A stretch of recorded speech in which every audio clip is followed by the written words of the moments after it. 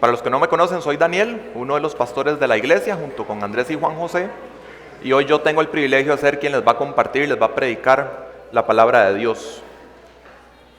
Siempre empiezo con alguna ilustración o alguna historia que leí y me conecta con lo que se va a enseñar. Y esta vez la historia es de una mujer que se acercó a su pastor, David Pawson, y le dijo: en mi lugar de trabajo yo era la única cristiana y era una situación muy difícil para mí. Pero salió este anuncio de que estaban contratando en una empresa cristiana, apliqué y me contrataron y estoy muy emocionada por eso. Y mientras ella le seguía contando la historia a su pastor, ella notó en su expresión que él no estaba compartiendo el entusiasmo que ella tenía. Y entonces le pregunta que por qué, qué es lo que pasa, y él le responde: me acabas de decir que eras la única cristiana en ese lugar de trabajo, y entonces eso significa que tus excompañeros de trabajo ya no tendrán contacto alguno con Cristo en ese lugar. Oremos. Padre, hoy queremos agradecerte porque en Cristo Jesús nos has dado una identidad nueva, Señor. Somos salvos por tu gracia, estamos creciendo a la imagen de Cristo, y ser hechos a la imagen de Cristo es también ser sal de la tierra, también es ser luz del mundo, y te pedimos que hoy podamos comprender con mayor profundidad y con fidelidad a tu palabra qué significa esto. Porque lo que queremos es que se cumpla tu perfecto propósito en nuestras vidas. Y hoy también meditándolo a la luz de un año nuevo que estamos iniciando, que tú nos estás regalando. Que este tema de ser influencia en el mundo pueda ser expuesto con fidelidad, guárdame del error, y que sea toda edificación para tu iglesia, aun cuando creo que algunas de las cosas que voy a compartir sean cosas que no nos gusten, pero que son importantes para ser fieles a ti, Señor, para ser como Cristo. Dirige este tiempo, en su nombre te lo pedimos. Amén. En el mes de enero vamos a continuar con una pausa de la predicación de Éxodo, mientras Juanjo está en sus vacaciones. Entonces estamos con predicación temática. Hoy vamos a hablar de este tema que el Señor me puso en el corazón, de ser de influencia en el mundo. Nuestro texto está en Mateo 5, podemos buscarlo en nuestras Biblias. Mateo 5, versículos del 13 al 16. Son palabras de Jesús en el Sermón del Monte. El Evangelio de Mateo está estructurado en 5 discursos de Jesús. El primero, y uno muy importante, es el Sermón del Monte. Ahí está nuestra porción, y esta porción es la introducción al Sermón del Monte, pero es ya como el cierre de la introducción, por decirlo así. Hasta este momento lo que ha habido son las bienaventuranzas, y viene esta sección. Mateo 5, versículos del 13 al 16, les leo de Nueva Biblia de las Américas. Ustedes son la sal de la tierra, pero si la sal se ha vuelto insípida, ¿con qué se hará salada otra vez? Ya no sirve para nada, sino para ser echada fuera y pisoteada por los hombres. Ustedes son la luz del mundo. Una ciudad situada sobre un monte no se puede ocultar, ni se enciende una lámpara y se pone debajo de una vasija, sino sobre el candelero y alumbra a todos los que están en la casa. Así brille la luz de ustedes delante de los hombres, para que vean sus buenas acciones y glorifiquen a su Padre que está en los cielos. Ahí cierra la introducción del Sermón del Monte. Como les dije, lo que se ha visto hasta ahora son solamente las bienaventuranzas, que lo que nos enseñan es cuál es el carácter dichoso de quienes son habitantes del reino de Dios. Pero las últimas 2 bienaventuranzas tienden un puente a esto que acabo de leer. Y se los voy a leer, igual lo pueden seguir en sus Biblias, ahí mismo Mateo 5, versículos del 10 al 12. Bienaventurados aquellos que han sido perseguidos por causa de la justicia, pues de ellos es el reino de los cielos. Bienaventurados serán cuando los insulten y persigan y digan todo género de mal contra ustedes falsamente por causa de mí. Regocíjense y alégrense, porque la recompensa de ustedes en los cielos es grande, porque así persiguieron a los profetas que fueron antes que ustedes. Esta transición al final de las bienaventuranzas, en la introducción del Sermón del Monte, nos dice una realidad espiritual en este mundo, que es que los dichosos son perseguidos. ¿Y perseguidos cómo? Jesús dice, perseguidos como los profetas de Antiguo Testamento. ¿Ok? ¿Y cómo eran perseguidos ellos? ¿Qué era lo que hacían? ¿Por qué los perseguían? Ellos denunciaban públicamente el pecado dentro del pueblo judío, cómo estaban siendo también muchas veces influenciados y contaminados por los pueblos vecinos, paganos. Eso los arrastraba a idolatría y terminaban siendo infieles a Dios. Entonces los llamaban a arrepentimiento, a fidelidad al pacto con Dios.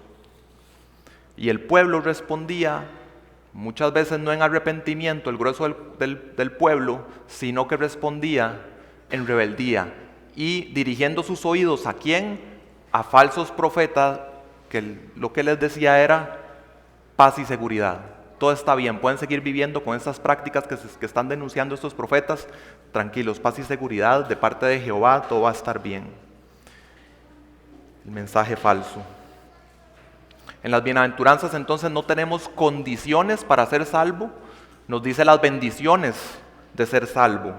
Y en esa transición estamos pasando de las bendiciones de ser un habitante del reino a las responsabilidades de ser un habitante del reino. De participar de esas bendiciones enormes que vienen de la mano de una relación íntima y cercana con Dios. Entonces no se trata de si soy salvo o no, no se trata de quién soy, lo que se habla acá es a la luz de quién eres. Si ya estás en el reino, has puesto tu fe en Cristo, si esa es tu identidad, entonces ¿cómo debes vivir de acuerdo a esa identidad? Y si tuviera que resumir lo que dice el texto que tenemos para hoy, que ya les leí, es que Jesús instruyó a sus discípulos a cumplir su propósito de influir en el mundo para la gloria de Dios. Eso es lo que dice el texto. Jesús instruyó a sus discípulos a cumplir su propósito de influir en el mundo para la gloria de Dios. Y mi propósito al predicar es que retardemos el declive moral del mundo y lo alumbremos con el Evangelio. Que retardemos el declive moral del mundo y lo alumbremos para el Evangelio, con el Evangelio. Vamos a ver entonces el texto en dos verdades.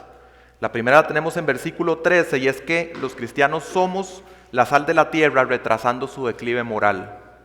La segunda la tenemos en los versículos 14 a 16 y es que somos la sal del mundo promoviendo que glorifique a Dios. Entonces vamos a iniciar con el versículo 13, sal de la tierra.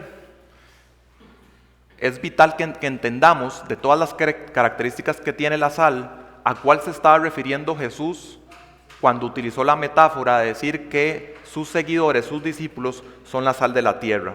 Algunos creen que se estaba refiriendo al tema de sazonar, que la sal da sabor. Podríamos pensar eso también cuando habla luego la alerta de la sal que se vuelve insípida, que insípida no es la mejor traducción. Podríamos pensar que hay algo de eso ahí, no es lo que mejor empata, debiera ser algo que calce muy bien con lo que se acaba de decir de la experiencia de los profetas de Antiguo Testamento. Entonces, eso no tanto.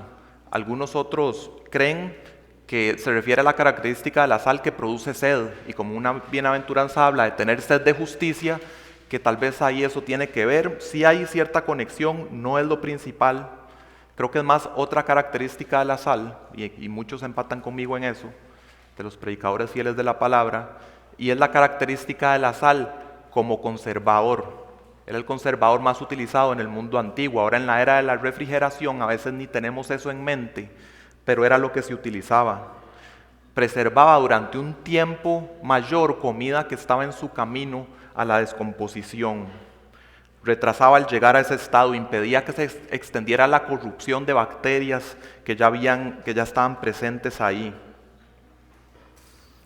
Entonces traían esta sal del Mar Muerto, de la zona del Mar Muerto, y la carne, por ejemplo, la ponían en contacto directo con la sal y el efecto que producía era que esa carne tardara más tiempo en descomponerse.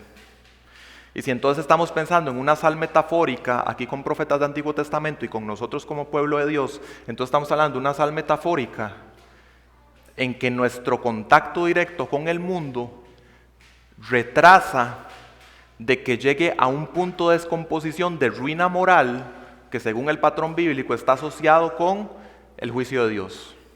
Se llega a un punto tal de corrupción que ya viene juicio de Dios. Entonces, Somos sal en contacto directo con una sociedad decadente y desaceleramos el proceso natural de los seres humanos ya caídos, apartados de Dios, que es decadencia como sociedad y al final la ruina moral de todos. David Pawson, hablando del efecto de la sal, habla, por ejemplo, por decir un número, de un 5% de presencia cristiana auténtica en algún grupo humano.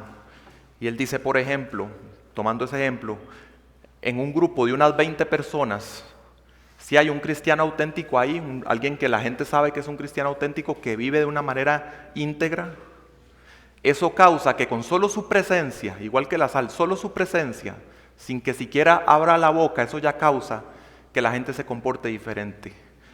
No dicen los mismos chistes, no usan las mismas palabras, no proponen ciertas prácticas pecaminosas. Ahí con solo su presencia, un cristiano íntegro ya es sal, ya está siendo sal. Y esto en virtud, a veces ni siquiera de algo que hace, sino de lo que él es. ¿Lo han notado? Esto es cierto, creo que lo hemos vivido. Entonces, el cristiano como sal de la tierra es como un dique que impide que se inunde descontroladamente la maldad en el mundo.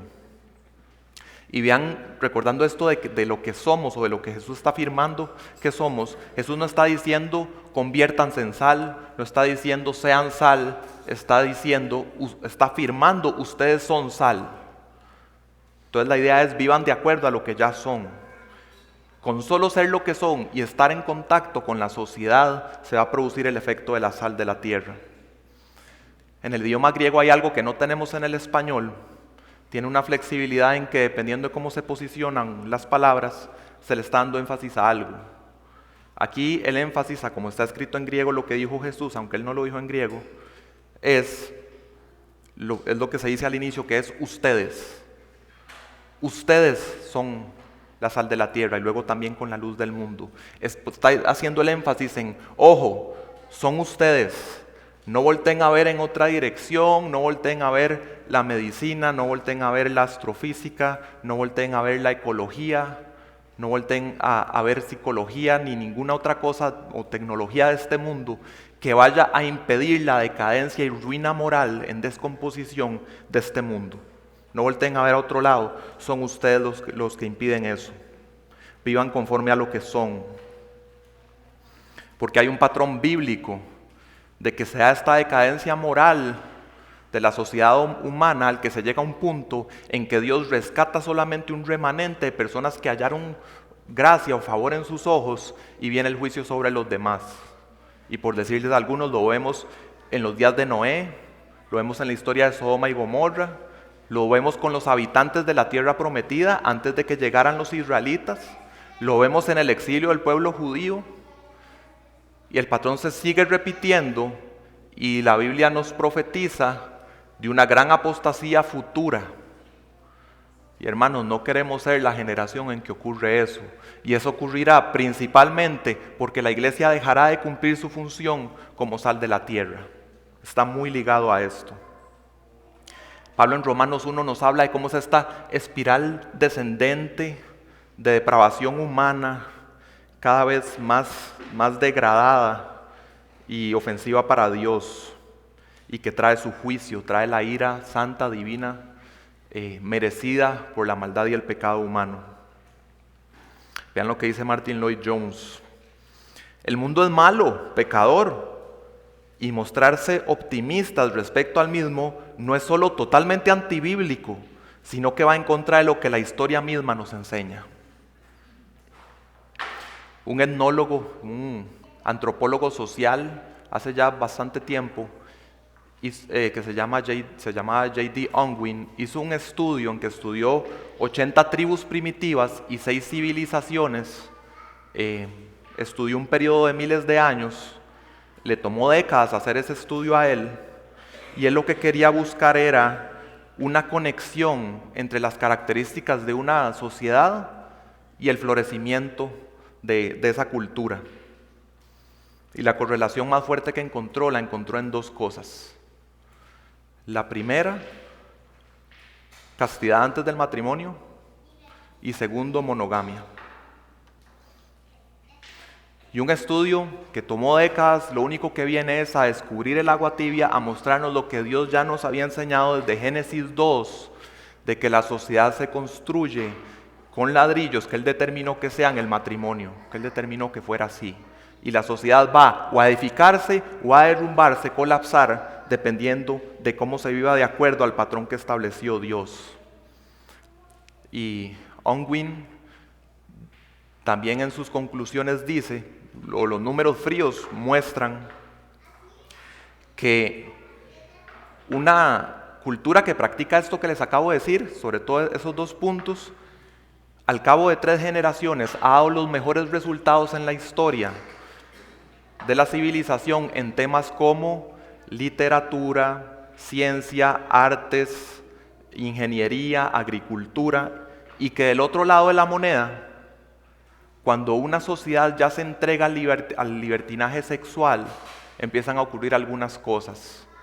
Dejan de pensar racionalmente,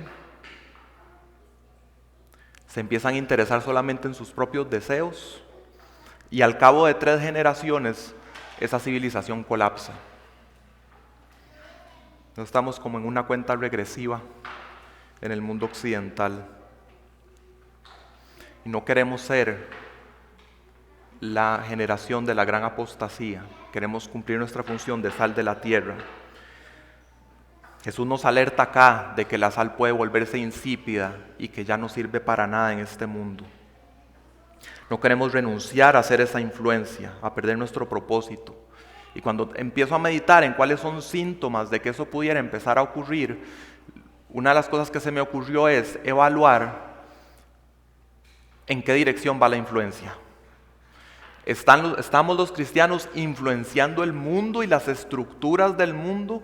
¿O está más bien invirtiéndose la dirección y están más bien las influencias y las prácticas del mundo inmiscuyéndose o infiltrándose en la vida cristiana y en la iglesia cristiana? Y si uno evalúa eso, uno puede empezar a preocuparse de ese indicador. Es como lo que Dios le dice a Jeremías en Jeremías 15:19, en Nueva Traducción Viviente dice: tienes que influir en ellos, no dejes que ellos te influyan a ti. Y es trágico cuando los cristianos no solo permiten, sino que hasta defienden de que prácticas del mundo sean importadas en la iglesia. Se está perdiendo la batalla por ser sal. Y voy a decir algunas cosas, por la gracia de Dios, muchas no son realidades en nuestra iglesia, pero son realidades en el mundo, en la iglesia evangélica. Y entonces, ¿qué resulta cuando empieza a darse esta infiltración de porquería, de podredumbre en la iglesia? Tenemos consejeros bíblicos que tienen sabor a psicólogos, tenemos alabanza congregacional que tiene sabor a conciertos del mundo, tenemos discursos, pues no les voy a llamar predicaciones, tenemos discursos desde púlpitos que parece más una charla motivacional del mundo. Tenemos que temas que están trending en el mundo o que están de moda, siendo el tema al que se habla en los púlpitos y no la predicación expositiva de la palabra. En Estados Unidos, que las cosas que ocurren allá luego vienen para acá, y entonces yo siempre estoy al pendiente de estas cosas. Por ejemplo, muchos púlpitos han sido abarrotados con temas raciales y se han elevado al punto que se ponen a la altura del evangelio y empieza a dominar lo que se dice desde el púlpito. En vez de sujetarnos al Dios soberano, que es el que debería decirnos qué estudiar, el que dice dónde va a colocar la sal, buscamos nuestro propio camino. Decidimos ubicarnos nosotros mismos donde queremos hacerlo. Permitimos que sean los algoritmos de las redes sociales o el contenido que vemos el que determine en qué dirección nos vamos a mover o qué nos va a influenciar. Y son partículas de carne descompuesta que permitimos. Ocurre. Y lo que ocurre con esto es una producción de cristianos mundanos que, con lo que Jesús nos dice en el pasaje de hoy, son invisibilizados. Son uno más del montón, no se distinguen, es un grano más de polvo en el suelo que la gente nada más pisotea. El lenguaje de Jesús. Y yo les pregunto seriamente hoy, examinando sus propias vidas, sus propias familias, especialmente ustedes hombres, ¿en qué dirección va la influencia?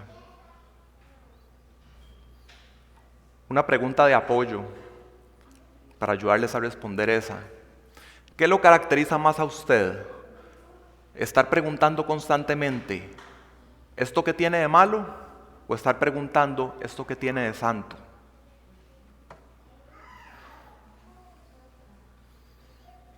Ocurre que estamos más bien haciendo la pregunta que qué tiene de malo, buscando más bien lo que queremos en vez de lo que nos manda la palabra de Dios. Ocurre en los círculos de quienes estudian, de los académicos también.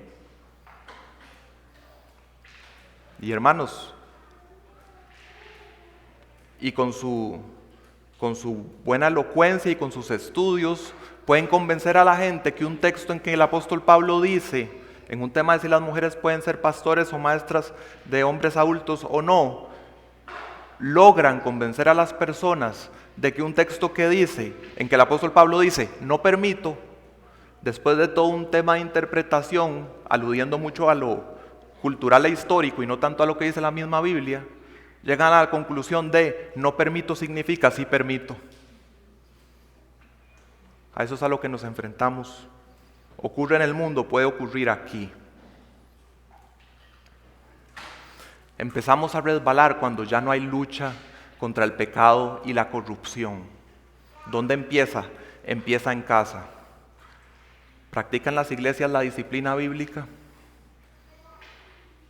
Ahí empezamos a resbalarnos, si no practicamos la disciplina bíblica, si no podemos sacarnos la viga de nuestro ojo y decirle a los hermanos, tienes esta astilla, quiero tu bienestar, te digo, tienes esta astilla.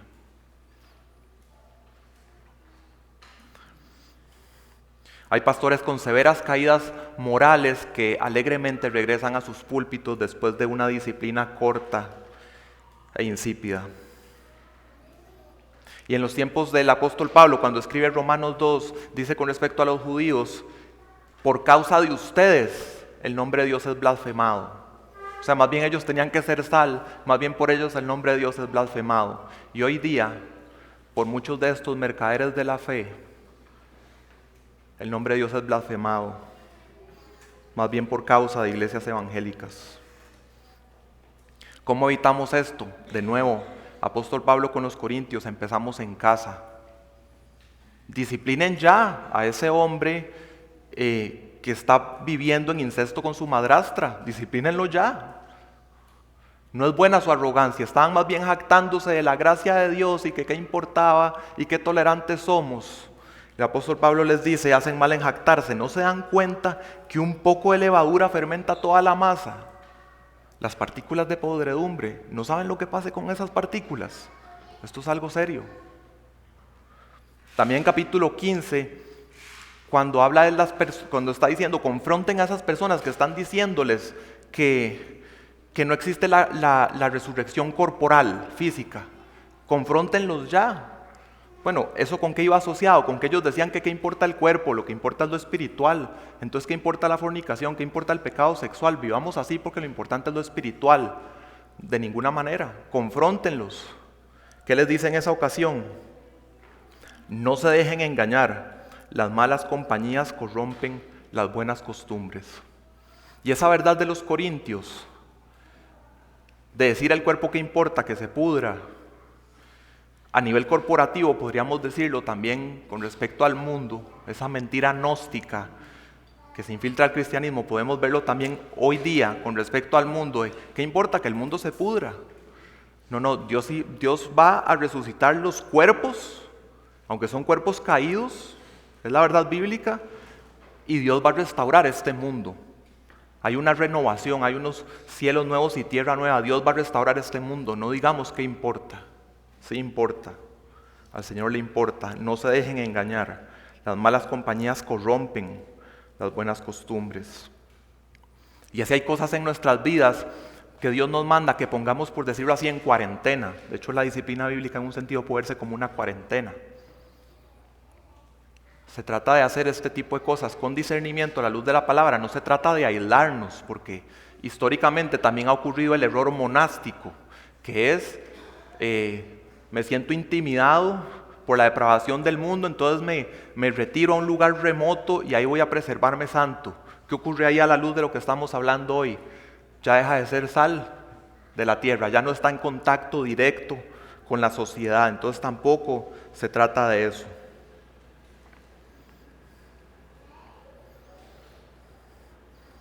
Me gusta lo que Paul Washer dice acerca de los puritanos. Él dice que él no empata con ellos en toda su cosmovisión, pero que él los admira porque ellos hacían el esfuerzo consciente de tratar de borrar de su mente toda la influencia del mundo y apegar cada detalle de sus vidas a lo que dice la palabra. ¿Hacemos nosotros ese tipo de esfuerzo consciente o en muchas áreas de nuestra vida vamos con la inercia de la corriente del mundo? Necesitamos llenarnos de la sabiduría de la palabra, de los principios teológicos para aplicar en todas las áreas y poder sostener bíblicamente por qué vivo como lo hago, por qué practico lo que practico. Para eso les recomiendo, necesitamos informar nuestra conciencia, para eso les recomiendo el libro de Joselo, de la conciencia cristiana. Nos enseña cómo poder empezar a ejercitar eso, no para que creamos lo mismo que él, porque podemos creer diferente, pero que podamos informar conciencias y tomar decisiones que podamos fundamentar con la Biblia. Toda decisión la tenemos que someter a Dios. Yo puedo hablar, por ejemplo, de mí, de mi familia. El año pasado decidimos mudarnos, esa decisión tiene que ser sometida a la palabra de Dios. ¿Dónde está el corazón? ¿Cuál es la intención? ¿Por qué queremos hacerlo? Si íbamos a hacer homeschool con Victoria o no. ¿Cuál iba a ser nuestro presupuesto familiar? Que si yo iba a permanecer en el trabajo que el Señor me ha regalado tantos años. ¿Cómo íbamos a tratar temas de salud, de cuidado del cuerpo? Decidir que íbamos, eso fue hace mucho más tiempo de novios, que íbamos a vivir con un solo salario. Que si era eso lo que Dios quería. Que si íbamos a tener más hijos. Que qué tipo de contenido vamos a permitir en nuestra casa y qué tipo no. ¿Cómo lo defendemos a la luz de la Biblia? Sobre todo hombres, ustedes tienen que ejercitar esto en sus vidas, en sus hogares, siendo sabiamente sal en el mundo y no el monasterio, no lo monástico, no aislarnos. La sal se distingue, se diferencia, salta a la vista. Vean lo que dice John Stott. Probablemente la mayor tragedia de la iglesia durante toda su larga y variada historia ha sido su constante tendencia a conformarse a la cultura reinante en vez de desarrollar una contracultura cristiana. La Biblia declara que somos ciudadanos del cielo, nos describe como extranjeros, como peregrinos. Ahí hay otra imagen, cómo es cuando uno se topa con un extranjero. A veces ni ha abierto la boca el extranjero y solamente por su ropa, solamente por su apariencia, uno ya lo sabe. Salta a la vista, se distingue. Y cuando abre la boca todavía más. Su acento, las palabras que usa, las palabras que no usa. Ante el mundo a nuestro alrededor, no cristiano, eso nos describe. Con solo vernos y sobre todo cuando hablamos, somos sal. Cuando la iglesia se mezcla con el mundo, no que esté entre el mundo, pero que se mezcla en valores con el mundo, deja de lograr su propósito. Y la esperanza del mundo empieza a desvanecerse en la misma medida en que su influencia empieza a acaparar la iglesia. Y algunos pueden decir que Cristo dijo que el reino de Él no es de este mundo y que nosotros no tenemos que imponer nuestros valores al resto de la sociedad. Les voy a dar una noticia de 3 partes. En todas las sociedades va a haber valores. Primero, los valores no existen los valores neutros. Es una falacia que alguien diga eso. Tercero, los valores de alguien van a prevalecer. ¿Cuál es mejor que prevalezca? Tenemos toda la seguridad que hay un enemigo que está utilizando todas sus fuerzas para que prevalezcan sus valores.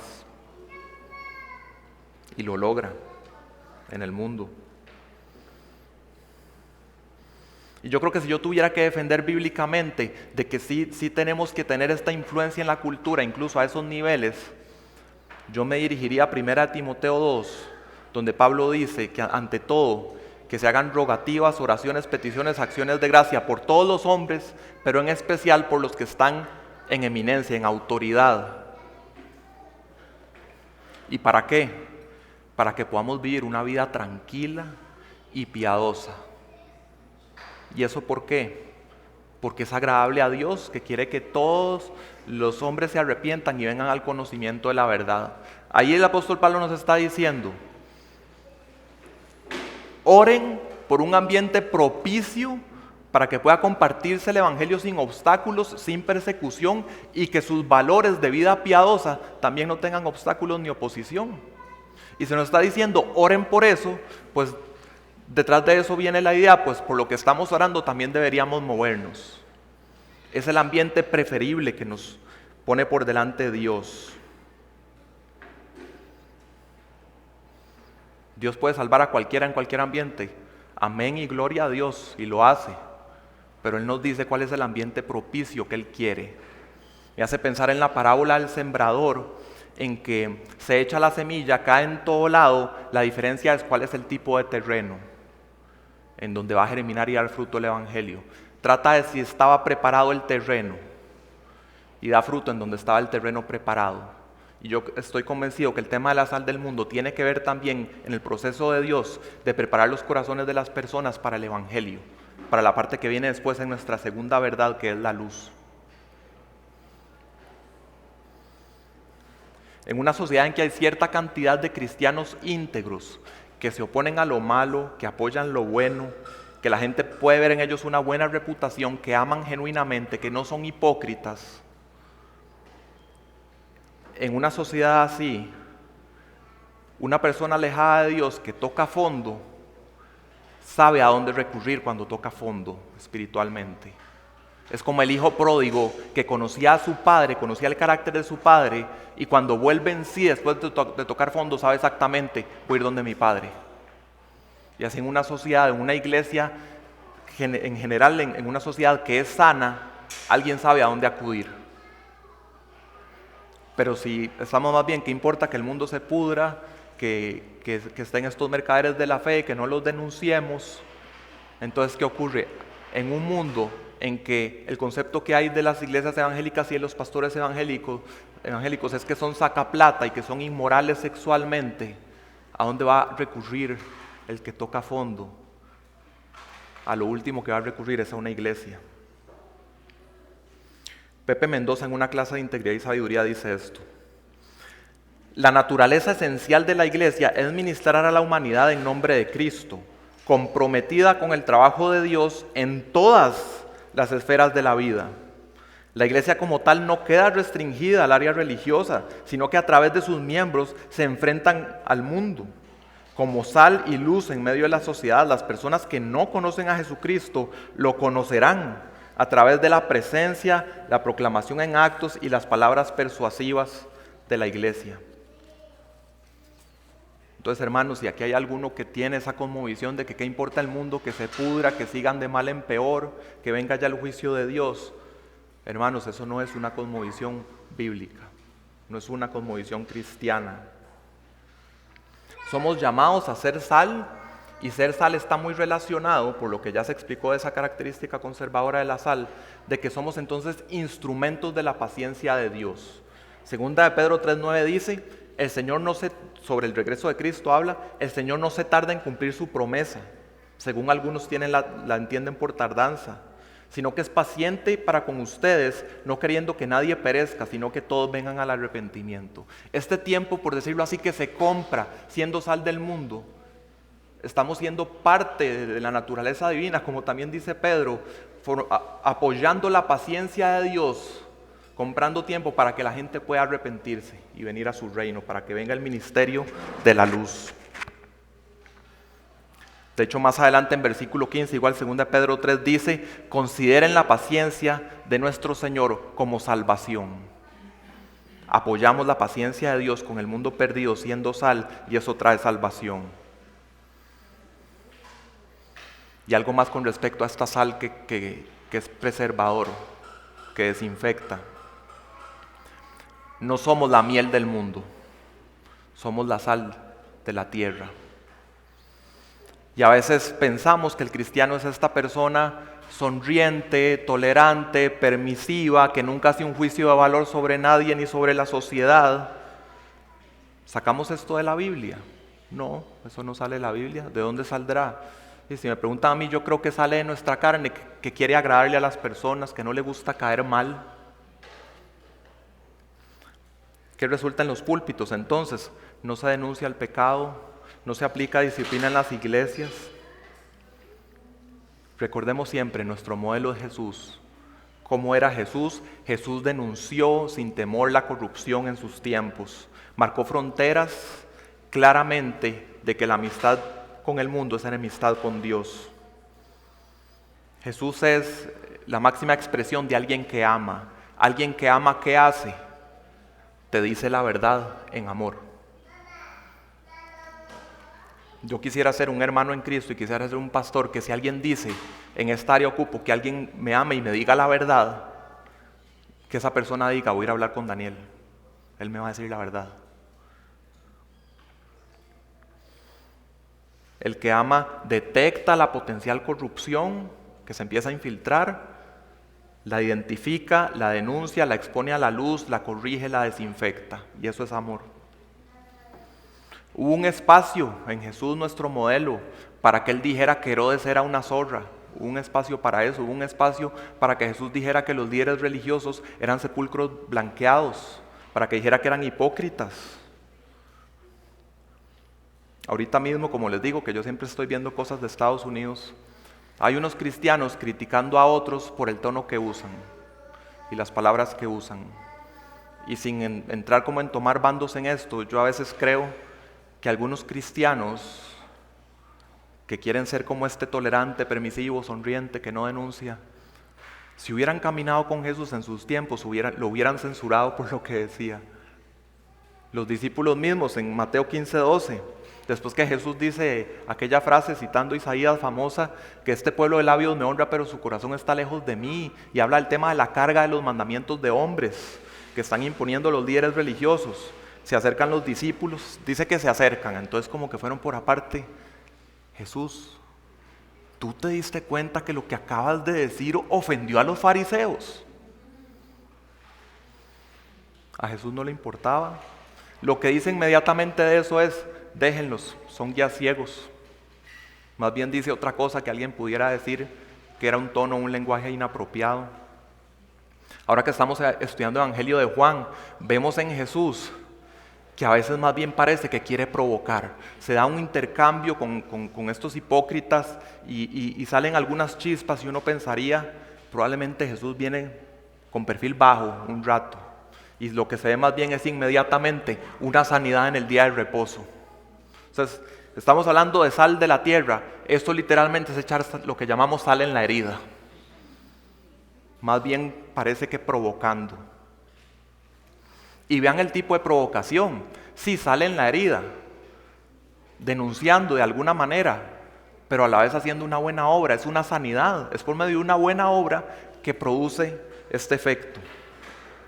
Así es nuestro Señor Jesús. Este es el Jesucristo bíblico, no el remedio que vemos en series de televisión como The Chosen. Que eso creo que podría ser un tema para otra prédica. No estoy condenando a alguien que vea The Chosen, pero eso debe hacerse con mucho cuidado porque eso no es el Jesucristo bíblico. No es un Jesucristo que está pidiéndole consejos a sus discípulos de cómo entregar el sermón del monte, este sermón que estamos viendo hoy. No, Él decía lo que el Padre le decía y como el Padre le decía que lo dijera. Una serie en que dicen, no sé si va a ocurrir o no, que no le den valor a que se presente la transfiguración. O sea, la transfiguración es la prefiguración de Cristo resucitado. ¿Por qué será que no lo quieren poner? Porque es muy caro los efectos. ¿Por qué será? Yo creo que lo hacen porque no quieren ofender a gente que no cree en la resurrección de Cristo, como los musulmanes. Hermanos, estamos en una guerra compleja. Es un tipo de guerra en que nuestro objetivo en la guerra es reclutar a los que están en el bando opuesto, atacándonos. Así es la guerra cristiana. Y no vamos a ganar cayéndoles bien. No vamos a ganar la guerra adoptando los valores del mundo. Si algo nos enseña nuestro texto de hoy, las palabras de Jesús en el Sermón del Monte es, si usted hace eso, usted no gana la guerra, más bien usted es invisibilizado. No se va a distinguir, no se va a ver, no va a ser sal. Y está listo para que lo saquen del mundo porque ya no está cumpliendo su propósito. Cuando un cristiano se bautiza, entre las cosas maravillosas que están demostrándose ahí por medio de ese símbolo, es que se está declarando una guerra a Satanás, una guerra a la propia carne, una guerra al sistema del mundo, no a las personas habitantes del mundo, a la corriente, al sistema del mundo. Y siempre que se predica así hay que tener cuidado, no tenemos que irnos al otro extremo. El cristiano no es un quejón amargado que en la pradera más hermosa y extensa logra enfocarse en dónde está la pila de estiércol. Y algunas veces los cristianos podemos ser así. Tampoco es eso. Sino que más bien en nuestras palabras seleccionadas, sea que estamos denunciando el mal o que estamos elogiando el bien, la intención de nuestras palabras es la edificación, es que venga virtud. Es corregir con mansedumbre, con humildad, con discernimiento, por si Dios concede arrepentimiento, como le dice Pablo a Timoteo. Y yo creo que aquí hablo por los no cristianos, a mí me da la impresión que los no cristianos, y eso es una tendencia también que ha ocurrido con las redes sociales y sus algoritmos, que el mundo se empieza a polarizar, y yo creo que una persona que no es cristiana y piensa en un cristiano, solo pueden pensar en dos tipos de cristiano. Puede pensar en el cristiano permisivo, tolerante, sonriente, estilo Ned Flanders, para quienes saben quién es Ned Flanders. Y si el cristiano no es ese, entonces es un patán, es un arrogante, es alguien que viene a imponernos lo que él cree a todos. Y si eso también ocurre en la iglesia, hermanos, tenemos que abrir una categoría nueva, que es la persona que ama, pero que te dice las cosas que no quieres escuchar, el que te dice la verdad en amor, por tu bienestar, por la gloria de Dios. ¿Decimos nosotros la verdad en amor a nuestros hermanos? ¿Los amamos a ese punto de, le va a tener que caer mal, pero el Señor me ha puesto aquí para decírselo? A mí el Señor me ha ido desarrollando eso en el ministerio pastoral porque tiene que estar en el ministerio pastoral. Lo practicamos, lo vivimos, o vivimos el autoengaño del mundo, de la tolerancia falsa, y más bien decimos, es que yo tengo la personalidad de llevar la fiesta en paz, o yo veo los toros desde la barrera, y puntos adicionales, y más bien me siento orgulloso de ser así porque soy tolerante. Eso no es lo que enseña la Biblia. Y quiero decirlo con mucho amor. Aunque no he dicho cosas tan severas, creo yo, en esta predicación, o tal vez a alguno le tocó una fibra, o en lo que vaya a decir después.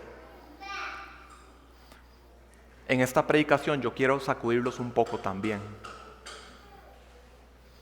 Y quiero decirle que si usted siente irritación por algunas de las cosas que yo estoy diciendo, de la iglesia separada del mundo, aunque está en contacto con el mundo, si algo le irrita,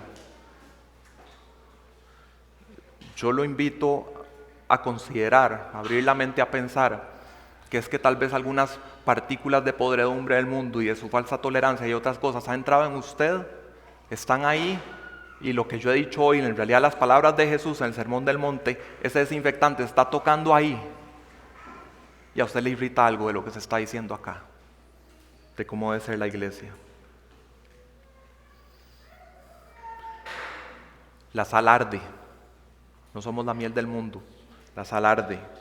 Vean lo que dice Lutero, citado por Stott. Al salar se tiene que provocar comezón. Aunque nos critiquen como provocadores de comezón, sabemos que así es como tiene que ser, y que Cristo ha ordenado que la sal sea aguda y continuamente corrosiva. Si desean predicar el Evangelio y ayudar a las personas, tienen que ser sal aguda, que se froten sus heridas, mostrar el lado opuesto y denunciar lo que no está bien. La sal real es la exposición verdadera de las Escrituras que denuncia a todo el mundo y no deja que nada permanezca salvo la fe sencilla en Cristo. Familia, yo soy uno de sus pastores. Un día yo voy a estar delante de Cristo y la pregunta que Él me va a hacer no es si yo les caí bien a ustedes. Lo que me va a decir es si yo velé por sus almas como quien iba a llegar a ese momento a darle cuentas. Que si cuando yo vi esas partículas de corrupción infiltrarse en sus vidas, yo me hice la vista gorda y no quiero meterme en el problema, no quiero caer mal, o si yo fui y velé por sus almas y hice lo que hace un pastor conforme a lo que Dios manda.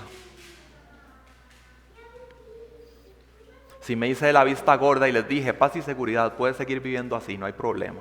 Jesús te ama. No, Jesús te ama y entonces te llama a una vida diferente. Te sacará de una vida de pecado. También soy papá y cuando comparezca en el tribunal de Cristo, Él no me va a preguntar si le caí bien a mis hijos, si fui su mejor amigo. A veces los papás actuamos como si nuestro objetivo fuera que queremos ser como el mejor amigo del hijo.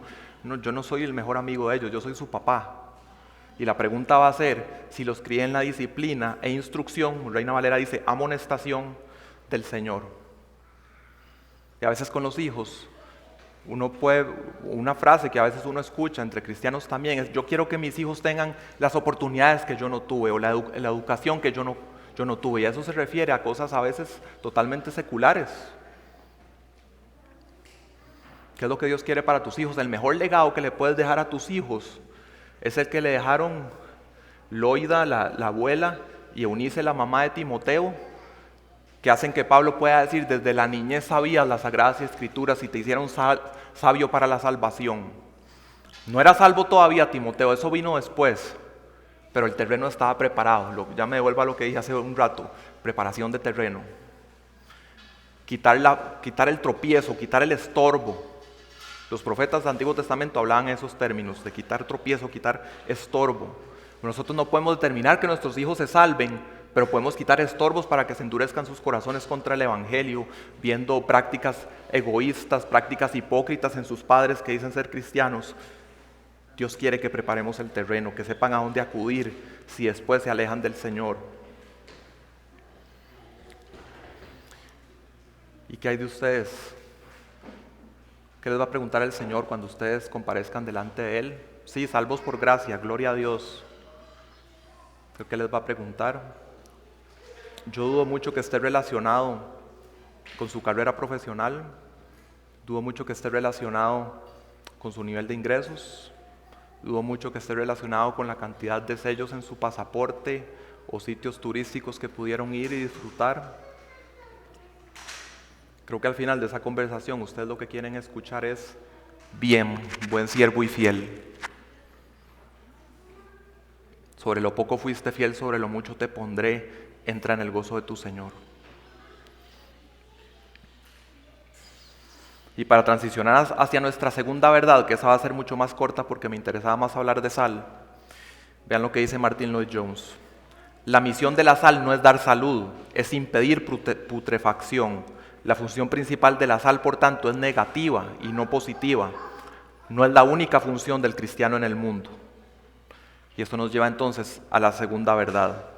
Versículos 14 al 16, somos la luz del mundo promoviendo que glorifique a Dios. Somos la luz del mundo promoviendo que glorifique a Dios. Entonces otro elemento de la identidad del cristiano es que es luz. Como Jesús dijo, yo soy la luz del mundo. Entonces sí, he hablado mucho de la sal. La sal es importantísima, pero su efecto es limitado, está incompleta. Nada más retrasa un proceso de descomposición y de llegar a una ruina moral. Se necesita además se necesita salvar para siempre, que lo que está en camino a morir tenga vida nueva. Y la luz es asociada en la Biblia con la salvación. Salmos 27:1, Jehová es mi luz y mi salvación. Hay un pasaje que yo considero que es paralelo a esta enseñanza de Jesús en Filipenses 2:15, que dice Pablo a los filipenses, sean irreprensibles y sencillos, hijos de Dios sin tacha en medio de una generación torcida y perversa. Eso suena bastante parecido a la sal. ¿Qué nos dice después? En medio de la cual ustedes resplandecen como luminares en el mundo. ¿Y cómo lo hacen? Sosteniendo firmemente la palabra de vida. Entonces aquí nos conecta luz, salvación, y esa salvación viene con la palabra de vida, con la proclamación del Evangelio, de que solamente lo que hizo Cristo en la cruz, sin pecado, como sacrificio por nosotros, es lo que nos puede rescatar de este mundo. Ningún conjunto de valores va a lograr eso. Es lo que hizo Cristo por nosotros ahí. Y solo Cristo salva, es el único camino. También usando la metáfora de la luz, Pablo dice, 2 Corintios 4, Dios que dijo, de las tinieblas resplandecerá la luz, aludiendo a la creación, dice, es el que ha resplandecido en nuestros corazones para iluminación del conocimiento de la gloria de Dios en el rostro de Cristo. La salvación tiene que ver con el conocimiento de Cristo, de su rostro, y no es solamente en un evento en que le entrego mi vida, es que día a día yo busco el rostro del Señor. He hablado, como les dije, mucho más de la sal, porque del Evangelio hablamos más, de ser luz, de predicar buenas nuevas. El mes pasado que prediqué sobre testificar victoriosamente en Navidad, entonces ahí me extendí más en eso. Y también quise hablar más de la sal porque a veces nos cuestan los balances y a veces se exalta tanto una de las dos, entre sal y luz, de que se descuida la otra. Y creo que muchas veces nuestra tendencia es a exaltar la luz y que descuidamos la sal. Este tipo de impacto en el mundo. Y el mundo necesita las dos. Jesús nos dice las dos. No es de poco valor la sal. Jesús es nuestro, quisiera que enfoquemos nuestra mirada en Cristo, Jesús es nuestro ejemplo supremo de sal de la tierra y luz del mundo. Cuando estaba un pueblo judío al colmo ya de la ruina moral, de esa corrupción, Él se encarna, Él viene al mundo, Él tiene ese contacto directo que tiene la sal, preserva a unos pocos, a su remanente, Él es luz de salvación misma para ellos y los rescata. La función de la luz es alumbrar. Y nuestras buenas obras, como las de Cristo, dan testimonio de lo que Dios ha hecho en nuestras vidas a través de la vida nueva que tenemos en Cristo. Para que la luz alumbre bien, también tienen que estar bien ubicada. Jesús nos habla de eso. ¿En dónde tiene que ubicarse la luz? Entonces yo también les quiero preguntar hoy, en este salto más directamente a la aplicación. Estamos empezando un año. ¿Usted en dónde está ubicado? En su vida, cuáles son sus relaciones, cuál es su trabajo, cuál es su situación, por qué está en esa situación, simplemente cayó ahí, ocurrieron cosas y cayó ahí, o hubo una búsqueda de la voluntad del Señor, fue algo intencionado. Pero también el inicio de un año es un buen momento para recapacitar si el Señor quiera que yo siga ubicado en donde estoy ubicado, no hay que darlo por sentado. A veces dan situaciones en la vida en que uno da por sentado eso y tal vez el Señor quiere un cambio, te llame algo diferente. Para eso tenemos que buscar la voluntad de Dios, buscar la oración. Queremos estar atentos a su voluntad. Él es el soberano. Él es, me lo imagino yo, como que fuera el que agarra la sal y Él es donde decide exactamente en dónde va a ponerla según su propósito. Y nosotros queremos estar sujetos a Él, que Él sea el donde dice dónde nos pone. Y nosotros seguirle y obedecerle. La sal no debe decidir por sí misma, ni la luz nuestra. Debemos orar. Estamos en el Sermón del Monte. ¿Saben cuál es el énfasis del Sermón del Monte? Si se estudia bien la estructura, es la oración del Padre Nuestro, en que se le pide a Dios que venga a su reino y que su voluntad se haga aquí en la tierra como se hace en el cielo. El énfasis es oración, buscar el rostro del Señor, buscar su voluntad. ¿Conocemos al Señor? ¿Le estamos buscando diariamente? ¿Vivimos de esa manera? Y ya les dije, la introducción del Sermón del Monte, la cúspide de la oración del Padre Nuestro. Ahora quiero decirles un poco sobre la conclusión del Sermón del Monte. Es una advertencia. Donde Jesús dice, por sus frutos los conocerán. Y que mucha gente en el último día le dirá, Señor, Señor, hicimos todo esto en tu nombre. Pero que en realidad nunca habían sido el Señor. Y Jesús emplea tal vez para mí, quizás sea la frase más terrorífica que hay en la Biblia, que es que estas personas que creían que estaban siguiendo a Dios, y pudieras probablemente el grueso de esa gente en iglesias mundanas,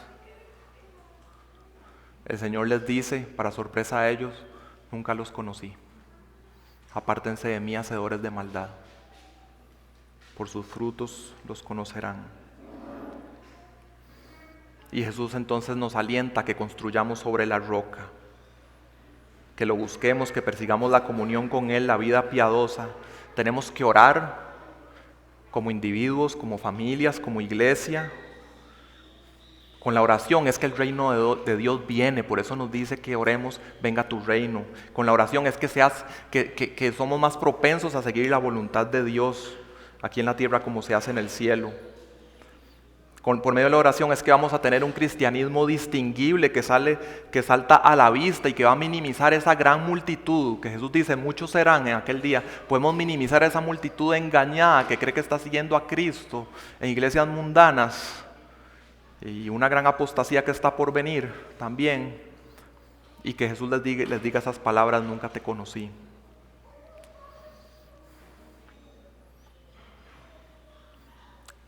El Señor quiere infundirnos ánimo para que seamos sal y luz del mundo. Nos dijo, van a ser perseguidos, va a ser duro, pero ustedes son unos dichosos habitantes del reino.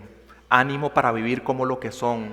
Vamos a ser perseguidos, pero eso no nos deja ser intimidados y no nos va a alejar de nuestra identidad y de nuestro propósito en el mundo. Y el Señor va a intervenir como Él quiera, porque también sabemos que aunque una sociedad esté decadente, Dios, usando personas que son valientes y sal y luz en el mundo, puede traer un avivamiento. Ya ha habido momentos históricos que parece que ya viene el juicio de Dios, pero gente valiente, que es sal, que sus palabras arden como las de Lutero, pueden producir un avivamiento nuevo. Así que no paramos de esforzarnos. Somos sal y luz y rogamos al Señor por un avivamiento en su iglesia evangélica. Muy poquitos fueron sal hace 2000 años. ¿Quién se hubiera imaginado que nos hubieran impactado a nosotros a miles de kilómetros 2000 años después? Pero así es la sal de la tierra y la luz del mundo que envía el Señor, y Él quiere usarnos. En Jeremías 15, en un momento que Jeremías está como en una crisis y le expone algo a Dios y Dios le responde, hay un pasaje que, bueno, al menos en Reina Valera le ponen un título que dice Jehová reanima a Jeremías. Quiero leérselos, Jeremías 15, del 19 al 21.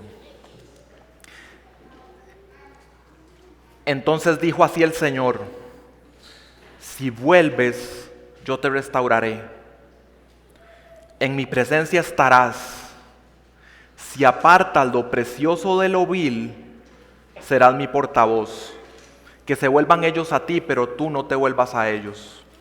Y te pondré para este pueblo por muralla de bronce invencible. Lucharán contra ti, pero no te vencerán, porque yo estoy contigo para salvarte y librarte, declara el Señor. Te libraré de la mano de los malos y te redimiré de la garra de los violentos. Oremos.